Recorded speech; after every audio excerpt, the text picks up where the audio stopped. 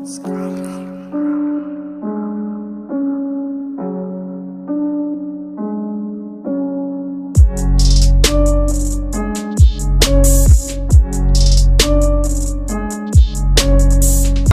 is up, YouTube? We got another player analysis video for you guys. Paul George. I mean, the Clippers are my favorites to win the title. Mostly because of Kawhi, but also because Paul George is that ideal second guy next to Kawhi this year. I mean, he's coming back from 2 shoulder injuries. And all that. We'll get into his stats. We'll get into some of his highlights. Surprisingly underrated playmaker is what I got out of looking at all his film. Make sure to catch my other player analysis videos. And also check out my hip-hop freestyle reaction videos. Those, I like doing those too. So anyway, let's get into it. Paul George, let's get into the stats. You can see, like, first the shot chart, a lot of threes. He does get to the rim, but he does disperse a lot of mid-range, which isn't a bad thing. Obviously, in the playoffs, that becomes even more valuable.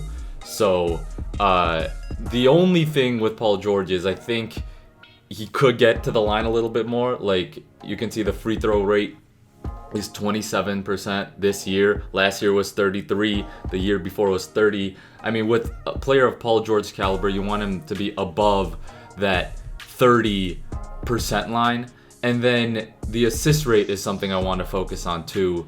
21.2% assist rate. For a wing, anything above 20 is like, all right, this guy can make plays. And Paul George can do a little bit of everything. We're not going to get into too many defensive highlights today. And he's a lockdown defender as well. Great help defender.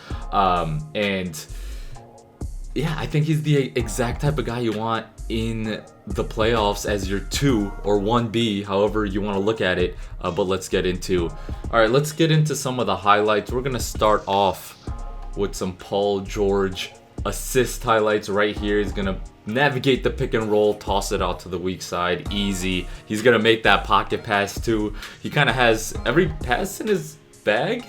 Surprise! I didn't realize how good of a playmaker he was. Honestly, until I really dug in here. Right here, Kawhi in the post. He's going to kick it out. George is going to get it. And then you're going to see this Paul George-Zubac pick and roll combination is just killer. That pocket pass, right? He's going to hit that. Right here, Paul George gets the ball. Let's see what he does here. PG gets it to Beverly, gets it right back. Cross, tween. Gets another Zubac pick and roll. Dimes it to the weak side. See, no look, kind of flick pass. You expect the pocket, but he also has that weak side. He waits for the right moment. Obviously, Beverly came out to the wing to get that angle for PG. Another easy pocket to Montrez. Like, Paul George in the pick and roll is kind of nasty. He can run the point for you. It's not just secondary playmaking. He can be that primary playmaker. He gets the lob, soft touch to Zubac there. Right here, let's see what he does. Brings it up in transition. Again, they're going to him as the primary creator because they don't really have any other creators. Like, Beverly is a great defensive role-playing guard, but like, he's not making plays like this on the regular, right? Paul George just finds Harrell on the high pick and roll in transition. Right here, no look, straight to the shooter on the wing. And like I said, he's kind of nasty at finding the right guy. Let's see what he does here. He's going to get it coming out from the corner. Again, pocket pass straight to Zubac. That Zubac-Paul George pick and roll is just completely nasty. Like, it's tough to guard him, especially if he's going to get the shot going. I mean, we're going to get to the step backs and the pull-up threes. He has that, but that's a nasty dime to Harrell. He's just so smooth with it. Right here, coming up. Bring the ball up again. Harrell or Zubac. Right here, it's Harrell. Again, the lob, just the drop in. He has the pocket or the lob with the soft touch. Gets the board here, gonna push it up in transition. Paul George gets the screen from Harrell. Another nice pocket pass. Again, just seeing this over and over. He just has it in the bag. Now it's Zubac. Brings it in, stays patient, gets the zigzag pick and roll. See how he kind of took the screen, then went the other way, then found Zubac on the rim, stayed patient there. Right here, off the offensive board, Paul George Gets the ball, screen from Harrell this time, but finds the weak side. See? He doesn't take the screen, finds the weak side open to Shamit. Shamit makes that other play, but that Paul George pass is what, the skip pass, is what makes that play. Again, another Zubac pick and roll here. First one doesn't work, sets another one. Gets the weak side to Shamit. Weak side to Shamit because Shamit's guy is helping on Zubac because that Zubac pick and roll is deadly. So not only is that pocket pass deadly itself, but Paul George can make the play out of it. And then he can also use the threat of that pocket pass to hit the man who's helping from the corner. Because that guy's man is helping off of him. Yeah, Paul George making plays, being nasty as he does. PG-13. Let's see what we got here. Paul George is gonna get the ball. I think these are a couple lob passes that we're gonna see from him. Paul George again, the zigzag pick and roll. The zigzag with Zubac. He kind of just snakes it while Zubac cuts in on a straight line. Another dime to Zubac. These are just insane. Paul George can just make all these plays, and I mean, getting slightly repetitive, this is the last assist we're gonna look at before we look at, you know, how he scores, how he gets to his jumper, how he gets to the rim a little bit. But he doesn't do as much of that as this. They're using him a lot in making plays, mostly because they don't really have another option. Like, who's the Clippers' second best playmaker? I'm sure Kawhi can make plays. I mean, he can make plays. I don't know if he's at Paul George's level. I need to look at like the pick and roll dimes of Kawhi separately, but they don't really have a guard that's gonna be like making plays non-stop. So Paul George is kind of the best they have right now, and I mean, that's fine. Paul George, I mean, he can score too. He's strong. He gets his shoulder in right here. LeBron guarding him. Paul George gets the cross, doesn't use the screen, gets all the way to the rim. He's strong. I think he, like I said, he can get to the rim a little bit more. He also was recovering, so I feel like he can add a little bit more of that to his game, especially with Kawhi taking some of the burden off. Right here, gets all the way to the rim. Again, the hesitation, like, you see how Davis jumped before he needed to? Paul George is kind of sneaky with the drives. He gets that to happen quite a bit, or he gets the shoulder in and forces the defender to stay off balance. Right here, the pull up using the screen instead of going to the making plays. He pulls up from three. He can pull up from mid range. He can hit the step back.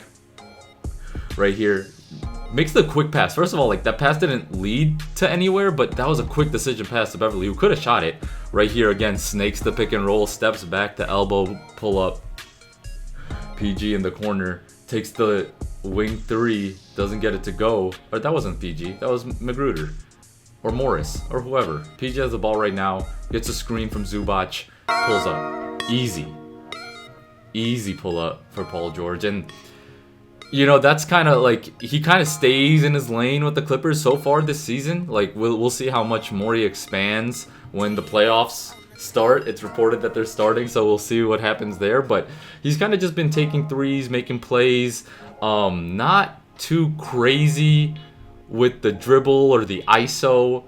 He's gonna come off screens too. Like, he's playing like a superstar role player, but also like a playmaker type guy. Like, so anyone who follows me knows my all-around wing and playmaking shooter type. He's kind of doing both, because he is a playmaking shooter in this system. He's shooting a lot, he's making a lot of plays. But he's also an all-around wing, because we're not getting into his defense, but he is obviously an amazing defender too. So Paul George is just kind of a hybrid right now for the Clippers. Just doing everything. PG, let's get to some of his off-screen plays, because I think could be another place where he's super valuable. If he has the ability to make shots on the move, we've seen that, but if he gets his off-ball motion even more solid and a little quicker, I think he can, you know, put a little bit of JJ Redick, Kyle Korver into his game. Right here, he takes the screen from Zubac, pulls up, quick release too for PG, and it's just everything you want from a secondary player. Paul George can kind of do, right, at an elite level. So PG, that the slept on as the one of the main reason why I think Clippers are the favorites. Kawhi puts them at that contender level. Okay, they're gonna contend, they're gonna compete. But I think Paul George is what puts them at that favorite level for me. Obviously LeBron, AD, amazing. There's the depth for the Clippers. Beverly, Harold pick and roll, that's nasty. Or Lou Williams, Harold pick and roll, which is obviously an amazing combination. Lou Will, obviously, also a playmaker for them. I didn't mention that as much as I should have probably, but it's really Lou Will and PG. And PG's also doing a lot on the defensive end. And he should be getting to the line a bit more too than he is. So we'll see what happens. Paul George, one of my favorite players. Great player archetype, and obviously he's been doing it since the Pacer days. Came back from that nasty leg injury, and I think he's a better all-around player than he was back then. Obviously the skill set, the vision of the court has developed. So anyway, up next we got a couple more players. We're gonna go Bam Adebayo, Ja Morant. We're gonna get a analysis video of those two guys coming up next. Hit me with players. I do have a list of players that I want to get through for a reason that'll be clear in the near future, but this was PG. Hit me with a subscribe or like if you enjoyed this video, and we'll talk to you next time. Peace.